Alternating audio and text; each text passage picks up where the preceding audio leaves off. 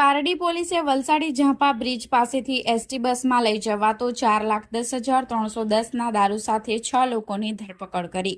પારડી પોલીસની team police station હદ વિસ્તારમાં પેટ્રોલિંગમાં હતી, જે દરમિયાન ખાનગી રાહે બાતમી મળી હતી કે ગુજરાત પરિવહન નિગમની સિલવાસથી સુરત અડાજણનું બોર્ડ લગાવેલ એસટી બસ નંબર GJ18Z7172 ની અંદર કેટલીક મહિલા અને પુરુષ ઈસમો પોતાની પાસે રાખેલ થેલાઓમાં ગેરકાયદેસર ઇંગ્લિશ દારૂનો જથ્થો રાખી બેસેલા છે, જેના આધારે પારડી પોલીસની ટીમે વલસાડી ઝાંપા બ્રિજ સામે આવેલ એસટી બસ ડેપો પાસે બસને રોકી તપાસ કરતા 6 વ્યક્તિઓ પાસેથી દારૂ મળી આવ્યો હતો।